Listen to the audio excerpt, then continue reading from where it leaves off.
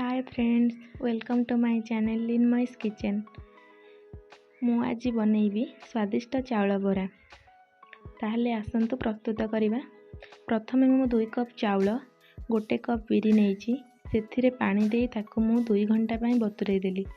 बिरी भल भाबरे बतुरी गला परे तार चोपा छड़ेई ताकु मु भल भाबरे धोई ग्राइंड करि देइची। सेथिरे अल्प पानी देई ताकु टिके मोटा आकार ग्राइंड करिवे।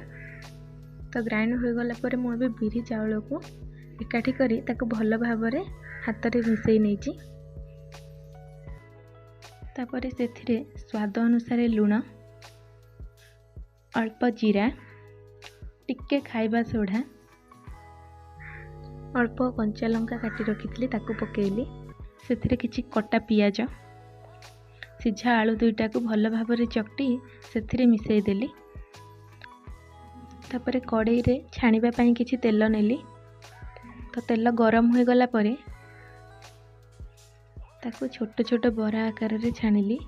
दुई पट साइड भल भाबरे छाणी हो गले ताकु बाहर करी रखी देबे। तो एबे हमर प्रस्तुत हो गला चाउल बरा। रे चारु पानी पई मु किछि तेंतुली नेछि। सेथिरे अल्प पानी दे ताकु भल भाबरे चकटी देली। तार मंजी और चोपा सब को बाहर करी ताकू साइड कर देली। सेथिरे आ अल्प पानी देली नहले खट्टा लागिबो बेसी। सेथिरे टिके लूण, टिके ब्लैक सॉल्ट, किछि लंका अदा को छेची की रखि देली ताकू पकेली। सेथिरे अल्प चाट मसला पके ताकू भल भाबरे मिसई देली। बे हमर प्रस्तुत हो गला चावल बरा सहित चारु पानी। आपण मानक जदि मो वीडियोटी भल लागि थाए ताहले मो चैनल को सब्सक्राइब करिवे।